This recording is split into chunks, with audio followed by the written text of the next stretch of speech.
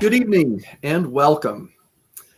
One only needs to watch any news source right now to see that we are a world in conflict. Have we forgotten how to negotiate? Have we forgotten how to communicate? Have we forgotten the fundamental value of seeking to understand? It certainly appears so. Stay tuned as Randy and I share vital tools to bridge building in these dark and dire times of human conflict. Yes, and thanks and welcome to our second episode of season 2 of Centered.Live. And this is where we discuss issues of our time and explore solutions to living better in a balanced life, in a centered life, right? So what we're trying to do. Yep. Yeah. As your hosts, myself, Randy Burgoyne, and my good friend, Paul Maloy. Paul is a historian, a teacher, a very well-spoken, instructing person that I learn a lot from, including how to speak English, right? And I'm a geek. I've been around computers so long. It's just it's a pathological passion, I think, right now. From the moment we met, I knew that you were the tech guru, Randy. Yeah. Plain and simple. It's in my blood, you know. Yeah. Yeah, you don't have what do they call the O cells or whatever? You've got bits and bytes flowing through. That's right, ones and zeros. That and Diet Coke. Thank you for the introduction. Tonight we're going to be talking about polarization, and polarization has always been with us. It's always been based on prejudice and objectifying the opposing person or group. In fact, really, when you think about it, whether you look at the biblical record of Cain and Abel, or whether you look at the historical record or even perhaps the prehistorical record that we have, indicating that clans warred against each other for resources. So social friction isn't new. However, the intensity and the isolation of modern silos of our time are unique within the construct of our ability to immediately communicate and on a global scale. As such, we are going to be exploring the recommendations and skills from Dr. Joe Thompson's 2021 book titled Connecting: Life Skills for a Polarized World, where he begins with the position that we as humans are losing the communication skills required to maintain a functioning society.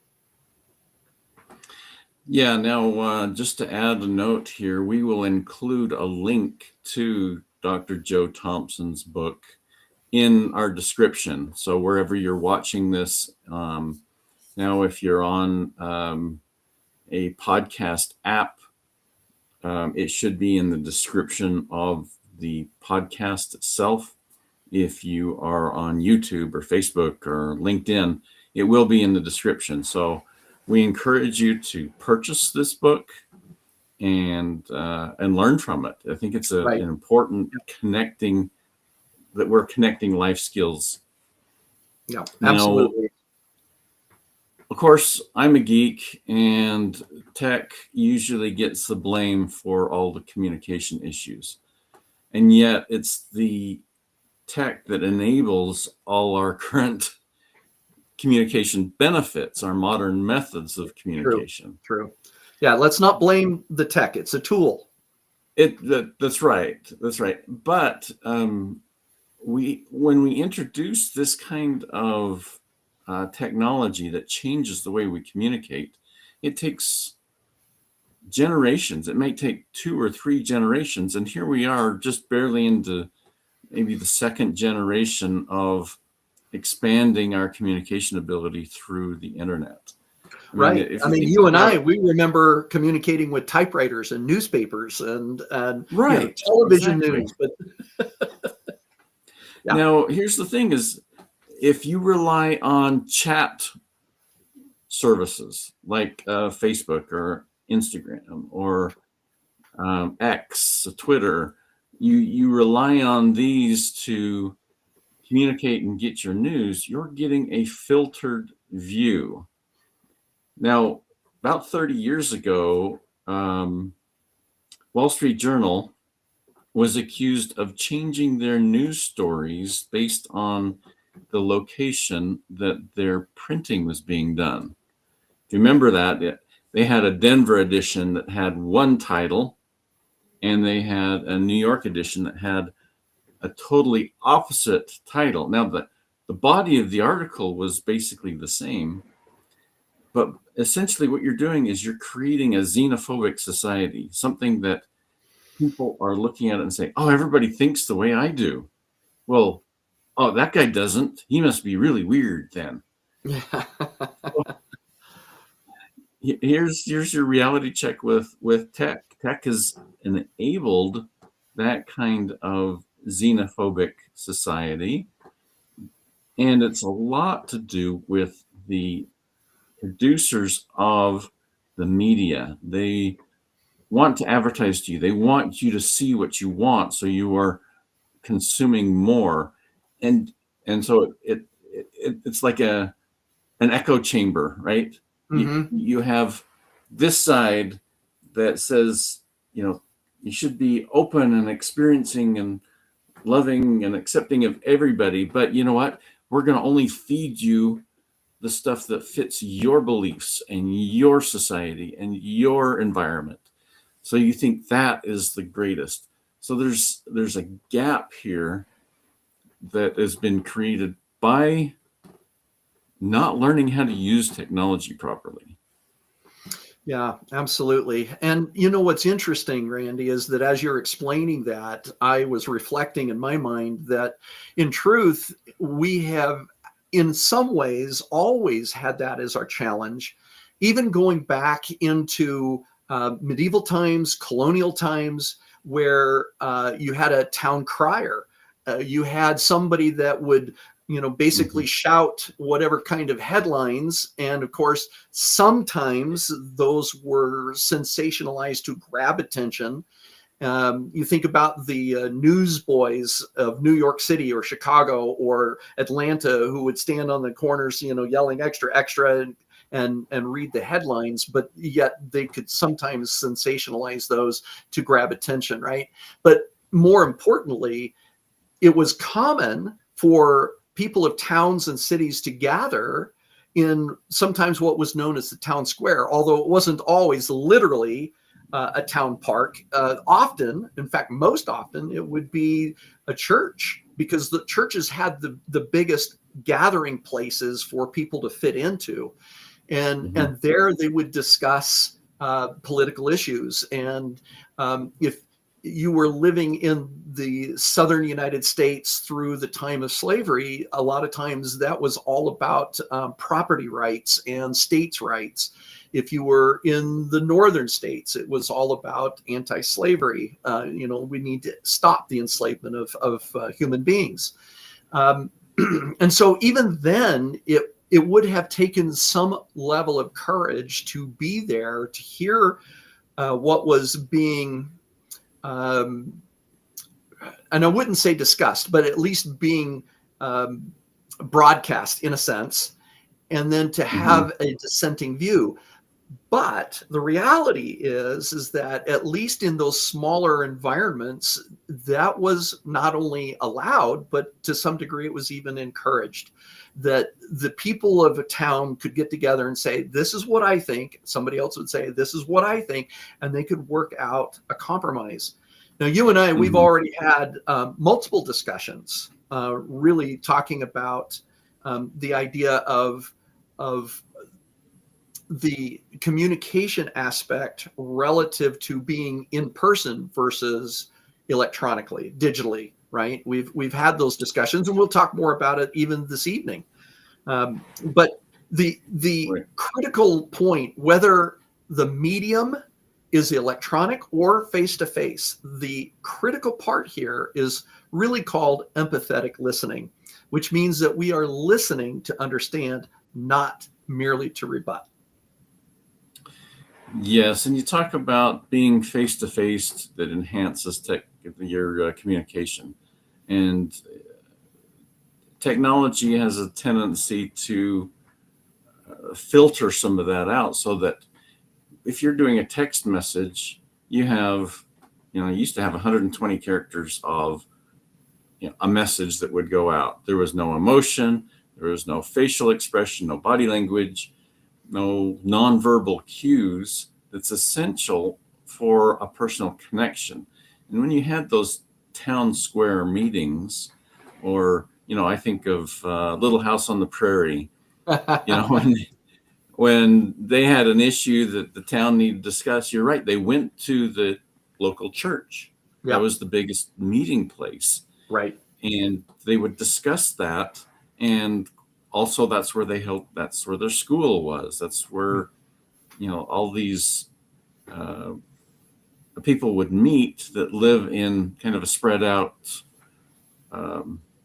agricultural environment. Yeah. Right. Yep. Yep. So here's the question.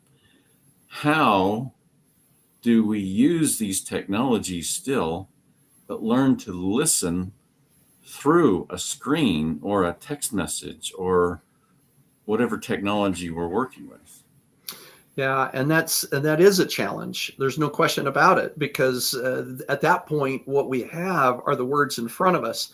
And other than when somebody types in all caps, and we kind of understand that means somebody is emphasizing, perhaps yelling. Other than that, as a textual clue, we really don't get any of the emotion. And it can be challenging, because I certainly have received emails at my various jobs where I thought maybe there was somebody who was deliberately being offensive, only to learn later that no, they didn't communicate what they wished to say very accurately. And so I was interpreting it one way when they certainly did not intend it to be such. And so, it makes it hard. And so at some point, we almost have to just say, okay, well, let's strip away all the portent of possible emotions and just look at the value of the words, and at least start from there. Now, on the other hand, as you and I both know, sometimes the words really are intended to be hurtful. And then what do you do at that point? I mean, do you fire back a flaming email or a text message, or do you stop and think through, okay, where's this person coming from, and what are they feeling, and how do I de-escalate perhaps in this environment? Yeah, and this technology gap has been growing ever since the telephone, right? It's been 100 years. It was hard to yell back during the days of Morse code. I'm just saying. Yeah. All Morse codes were translated in all caps. So, it's like. Right. That's right. Either that or, years ago, I tried to teach my grandfather how to type on a computer keyboard. He knew how to use a typewriter.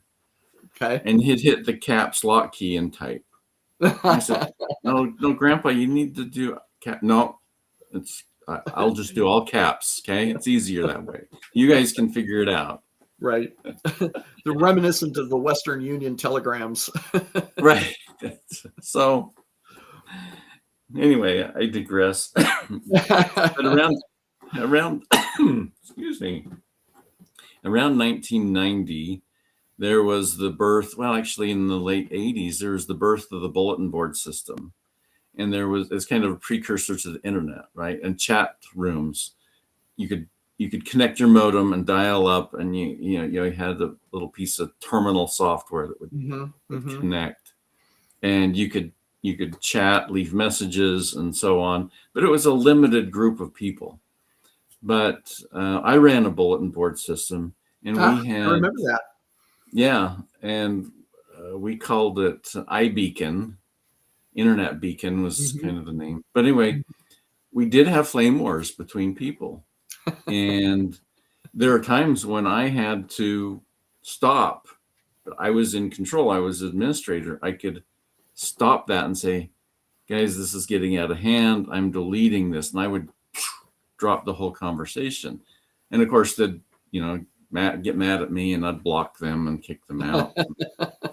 But I was kind of the editor. I was the gatekeeper of that. And I felt like there was a need to do that. And I think we need to do some things similar to that. We need a digital pause button, so to speak, and taking a breath before we reply, and understanding that we're not getting the whole story in that particular message of text or even video.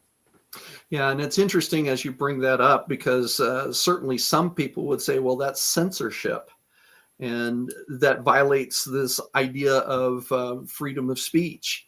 And again, we've addressed this in previous webcasts. It's like, well, yes, but there also comes with freedom of speech a responsibility to to take ownership and responsibility for what you say, and even how it's being taken to some degree. And that it seems like the more that we hide behind anonymity online, the less likely. And this is another thing that we'll open up a little bit later today, talking about blame and how that is damaging to building any kind of consensus. Anyway, okay. Right. Any other thoughts that you had then, as before we plunge in a little bit deeper? Well, one particular thing was that on a tech perspective, you have these AI engines that are creating deep fakes and AI generated information and copying a face. And if it's really egregious, the owner of that face may take some legal action and shut them down. There was a big group in San Francisco that got shut down for doing misinformation. And well, that's good to hear, because one wonders sometimes if enough of that is happening. Yeah. Well, it's hard to prove. It's hard to detect. Right. But it does happen. It does get shut down. But I like to kind of compare it to when I was a kid. We, in our elementary school, we loved Halloween. We'd have a biggest Halloween party, that a day or two before Halloween, depending on where it fell in the week. And everybody would come after school in costume, but we had a rule: no masks. The reason being is the kids were much more mischievous if they were wearing a mask. Yeah. They were hiding their identity. So when you have a level of anonymity, you are more likely to misbehave. And it's a human nature behavior, right? Human nature. Yeah, absolutely. And I think that leads into maybe our second skill that we can talk about. So we kind of started off with the idea of empathetic listening, which is listening to understand, not to rebut. But if we look at then this idea of sometimes what is referred to as emotional intelligence, and the not just the ability to help de-escalate situations that seem to be spinning out of control, but also to take that ownership. If you can, then maybe you're in a position where you should, right? So let me give a historical example of this. When Abraham Lincoln was running for president the first time, this would have been 1860, he never actually, in any speech, he was never quoted as saying, if I'm elected, I will end slavery. He never said that. He did say in speeches that he thought that slavery should be ended, and he thought that this would be a lengthy process of drawing down and finally getting rid of it. And he thought it would take decades. Well, as we know from our history, when he was elected, several southern states immediately, and by immediately, I mean within a few weeks, declared their secession, their independence from the United States, and formed the Confederate States of America. Lincoln then in 1862 was faced with some interesting dilemmas. And one of the things that he thought that would help to encourage the Union Army to keep their fight up and to fight to win, he thought that maybe he would issue an Emancipation Proclamation freeing the slaves of the South. Now, when he went to his board of advisors, his cabinet, right, not one single cabinet member agreed with him. They all thought that it was a bad idea. And yet, over months of time, he listened to what every single cabinet member thought about that issue and why. And ultimately, he still issued the Emancipation Proclamation in September of 1862, and it went into effect at midnight of January 1st, 1863. But there was not a single cabinet member that thought that they had not been heard and not been understood. And that is so vital. So even in that face of direct opposition, he was very carefully listening, as well as, explaining his point of view. And then, interestingly enough, as he ran for re-election in 1864, he made a decision to change his vice president, and he actually chose a Southern Democrat. Now, Lincoln was a Northern, from Illinois, Northern Republican, and he deliberately picked somebody who was diametrically opposite of where his political point of view was. We so rarely see that kind of courage. But what he did is he invited somebody to be an advisor to him that would give him not an echo chamber response, but an oppositional viewpoint, so that he could consider that legitimately from a source that he respected and at least could discuss things through with that person. And he did. Andrew Johnson and he created the plan of reunification, which became known as the Lincoln Plan. And then after Lincoln's assassination, Andrew Johnson continued to run that plan. And there was a lot of other issues there. But the point being is what Lincoln did and how he did it. And he wanted to make sure that he was getting as many multiple points of view, and he respected that. It didn't mean that he always changed his mind, but they knew they were being heard, that they were being listened to, and they were being understood. And I think that way, way, way too often we're afraid to do that. So I'm going to take a little bit more time, if you don't mind. I want to share some thoughts directly from the book, Life Skills for a Polarized World. And right at the very beginning of the book, it establishes that communication and understanding are vital to allow us to work as communities.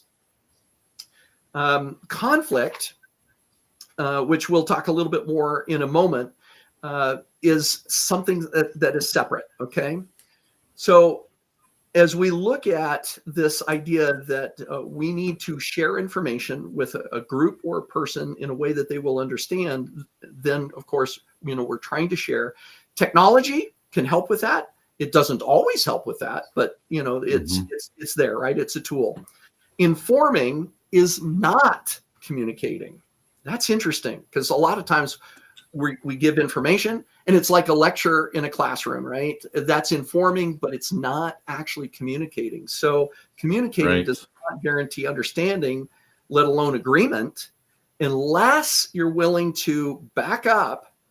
And you need to make sure of a few things. One is that communication is significantly aided by common or shared experiences. And so a good teacher, for example, will start with that. They'll bring that into the students in the classroom. And the more that we have in common, the less information we actually need to share in order to reach understanding. However, in less collective familiarity, we have to be willing to slow down to better ensure communication and understanding. And the best way, of course, to check for understanding is to ask questions. And there's a skill to asking questions to make sure that somebody is understanding. And if they don't, you have to back up and try again, right? Mm-hmm.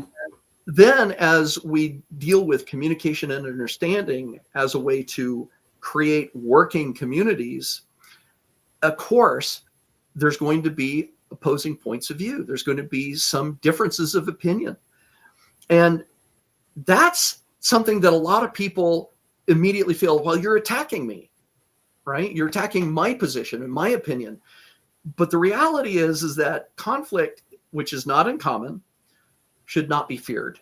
And the book, Dr. Thompson brings this out. He says, indeed, conflict can be helpful, invigorating, and productive towards obtaining or attaining success. So it's okay and even necessary to uncover and examine differences of opinion in order to resolve those differences. And ultimately, avoidance of conflict is really dysfunctional to success. He also brings up the point that we all have biases. And most biases are unknown, unseen, because we don't even know necessarily that we have a bias until somebody challenges us. So bias is normal, but again, it has to be exposed and expressed in order to be overcome towards a more fair resolution or solution. And as such, blame is not accountability. And sometimes, we hear this, particularly, I think, in government, where somebody says, okay, this plan fell apart, it didn't work, and we want somebody to be held accountable, and fingers start going every which way, right? It's like, your fault, it's your fault. The point being, though, is that blame is a counterfeit for accountability. Blame actually targets a person or a group seeking retribution instead of using the failure as a chance to learn, reset, and do it better, to grow, to work towards a better chance of success. So key to all of this is that when there seems to be a lack of understanding, when there seems to be conflict, rule number one. Now, by the way, I think I've mentioned this in previous episodes, that as a debate coach, rule number one of any debate, rule number one is always to listen to your opponent. You cannot debate what you are not hearing and listening and understanding. Can't debate because you don't have the accurate grounds from which to go from. But other than that, then we need to slow down. And sometimes Dr. Thompson would say you need to slow down in order to go faster. And it seems antithetical, but the reality is that when you're looking to progress, when you're looking to move forward, and there seem to be these blockages, these things that get in the way, that instead of rushing to talk, instead of making snap judgments, instead of jumping to conclusions, we need to pull back and say, okay, maybe I'm not understanding. Let's work through this again. Help me to understand your point of view. And work through so much conflict if we are willing to slow down and really seek to understand. I think that's an important concept that many of us miss. Now, I was in a college level communication class for business majors. It was business communication 359 or whatever it was, right? And they taught some of these principles of, we go back to beginning communications where you talk about the sender, the receiver, the message, right? The feedback, the noise. You've got different kinds of noise, semantic noise and physical noise and language, whatever it is, the noise that inhibits understanding. And so when you're getting feedback, that's when you reevaluate and send another message, and vice versa. And there's got to be a lively exchange for that. Without that, or with the biases, with the preconceptions or confirmation. Yeah, truly, it's okay to start there. But as you're continuing to work together and to understand, the different possible angles, right, then those biases will start to fall away. I also remember that you said earlier that sometimes we need to hit the pause button. It's exactly the same thing, right? Yep. Yep. And that's an important point, because when you take a deep breath and you pause, especially if you're in a contentious environment, it gives both parties the chance to reset. Push the reset button and refresh your memory a little bit, and then start. So, Randy, can I confess something? Sure. On occasion, when I have received a hurtful email, and that's happened from time to time, in my professional career, I have sometimes immediately jumped on the keyboard and pounded out, a clever rebuttal or something that was, defensive, and sometimes, returning the flame, right? But before I would hit send, I would reread everything and walk away, and then come back, and almost every single time, and I would say like 99.8% of the time, I would delete the message. Yeah. And start over again. The other thing, but it made you feel good. That was therapeutic. I don't know if you're wrong on that. It's like maybe there was some therapy going on there. You didn't send it, right? It was all in your head here. And often, by the time that I got the second version done, then I would call a colleague over to have them read through it to make sure that it felt more balanced, more open as to, I hear what you're saying, or by email, I read what you're indicating here. So what can we do to work together? Yeah. And now Paul's coworker is called Copilot.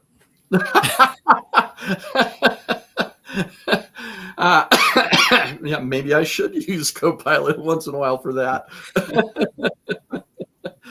Say, how do I de-escalate this email?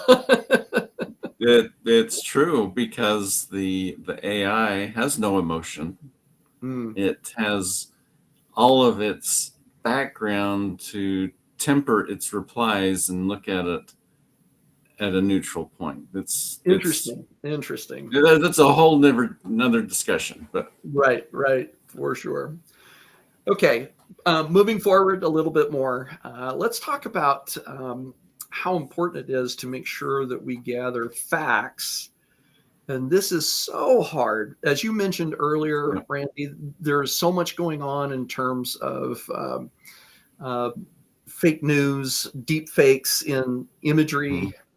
It's getting very, very difficult to understand what is real, what is true, because it's so, dare we say, skillfully done most of the time. And so ultimately, again, there's a responsibility on us to make sure that we are evaluating the sources, which I think also includes trying to understand the the emotional state of the person that we're working with, that perhaps we're dealing with. And again, that can be a little bit more challenging if it's over the digital environment as opposed to an in-person environment. It's easier to read, see, hear all of the nuances as opposed to just looking at words in a text or an email.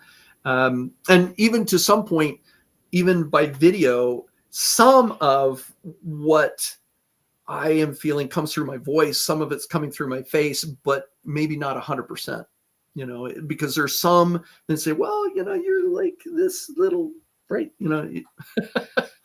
It's not, you're going to not going to get everything as if we were in person, but we have a responsibility to try to recognize perspectives and understand our own biases, and then understand the difference between opinion and facts. And that sometimes we jump to conclusions. We make snap judgments based on what somebody is saying. This is what I think, which is fine. Mm-hmm. They're allowed to think that. Again, everybody has that freedom.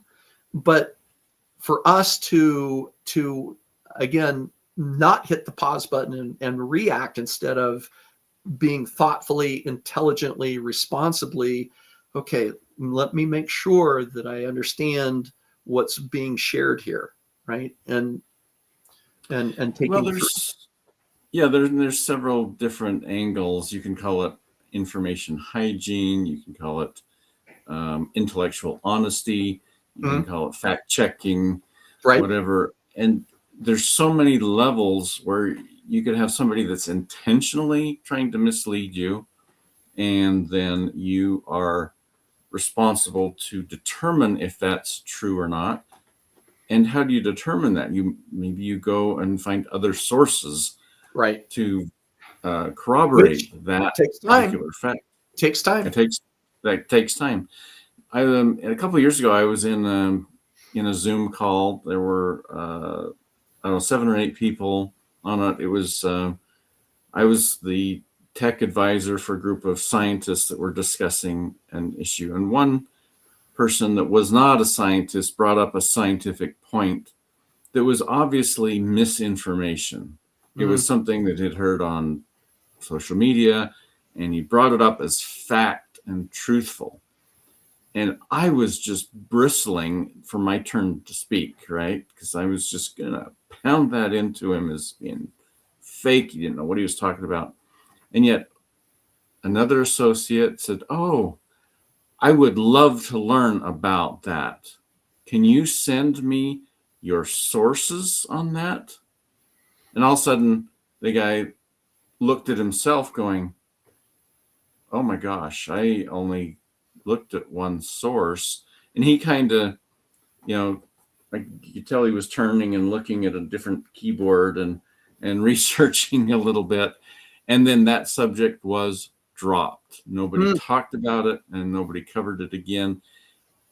And he allowed the person sharing that information to save face by simply asking for more information and having a calm demeanor, saying, "Oh, I'd like to learn more about that viewpoint. Can you send me your sources so I can research it in more detail?" And then all of a sudden you could see his face drop, realizing, yeah, I didn't do that. So I think there's, the misinformation was unintentional. There's times that it is intentional. There's times that it's just an uneducated point of view, and that's a difficult point. There's also a time when somebody doesn't have the physical ability to express themselves in a coherent fashion. Maybe it's a language barrier. English isn't their second language, or whatever language you're trying to communicate with. It could be that person has some sort of mental disability, dyslexia, or something that could be overcome with a little compassion and understanding, that they could come up with the correct answer. And so it's a matter of compassion, respect, right. But yet you still don't follow that data. You want to say, well, that's different than what I've known. I would like to research that and find out more about that point of view. And that builds a partnership, a friendship, rather than destroying the future methods of communication. And I love the fact that yeah, you're actually working on building a relationship as opposed to tearing the relationship down. And that is also true not just for individuals one-on-one or one on a few or few on one, right? I mean, in other words, this actually, that same concept works just as well when we're talking about many people. We're talking about entire groups. We're talking about societies. We're talking about cultures. And this is one of the things that I've been working with my current issues class right now, is to understand what culture is. Where does it come from? And how broad is it? And recognizing that all culture, regardless of where you're looking at across and around the world, is built on so many elements that any group holds in common. But even within a big culture, like if we said the American culture, which has so many pieces, you can find aspects of other cultures, other subcultures, other microcultures, which all come together and create cohesive American culture. And again, as I said at the very beginning, that we find that we are able to communicate and achieve understanding better when we find common ground, as opposed to deliberately trying to divide and conquer, as opposed to deliberately being divisive and in some cases domineering, controlling, mean-spirited for the sake of control. And I think that a lot of times that we are so quick to judge and get based on biases or prejudices that we hold, that we dehumanize our opponents. And as soon as we start doing that, we turn a human being or a group of humans into objects. And as soon as that happens, then it's like, then we are really starting to damage society. We're creating rifts in the culture. And that takes just tremendous amounts of effort to pull it back together again for healing.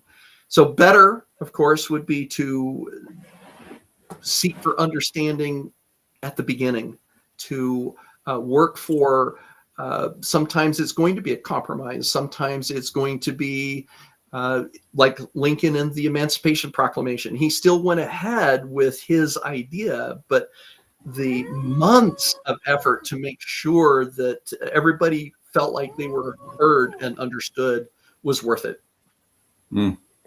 That's great. That's good. Finding a common ground, Right. That shared culture is really important. And I think, like my associate did on the Zoom call, said, "Oh, he knew he was wrong. He knew it was off base, but he gave him the chance to save face." That's Which shows that's that he valued the colleague as a person. Right. He valued that relationship enough that he would say, "I'd like to learn more about that," rather than just say, "Oh, you're stupid. That is so wrong." I mean, that then all of a sudden the walls go up, defenses happen, and wars start, right? Exactly.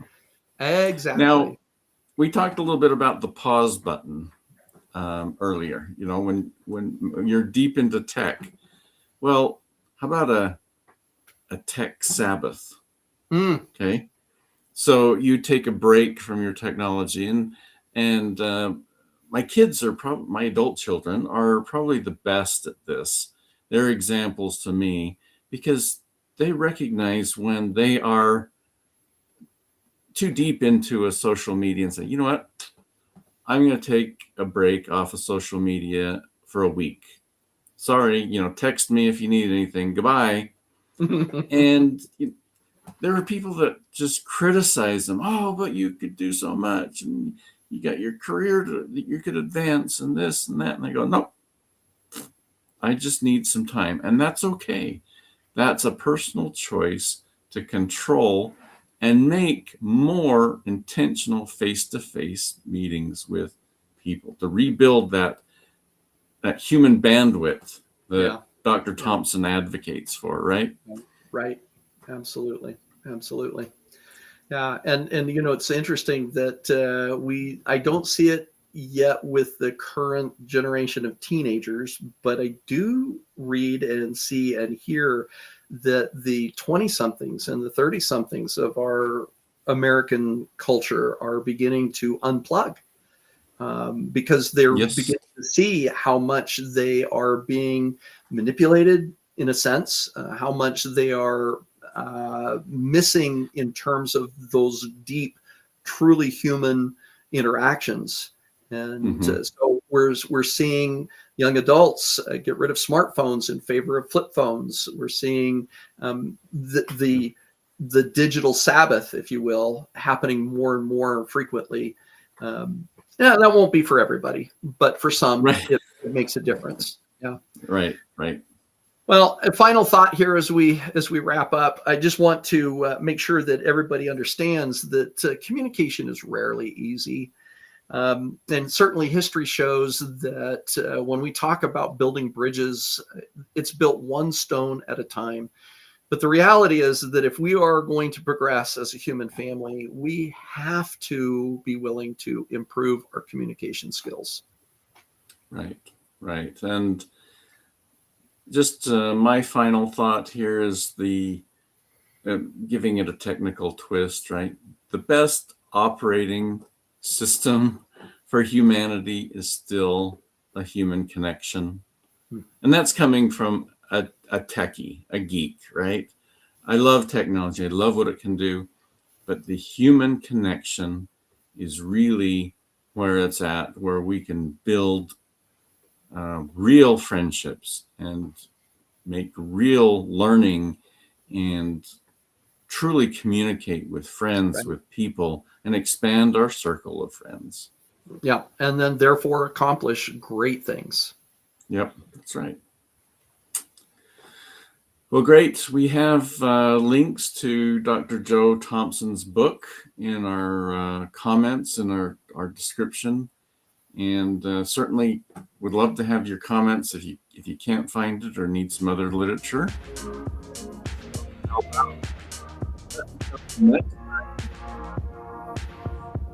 Randy on Centered Live, and have a great evening.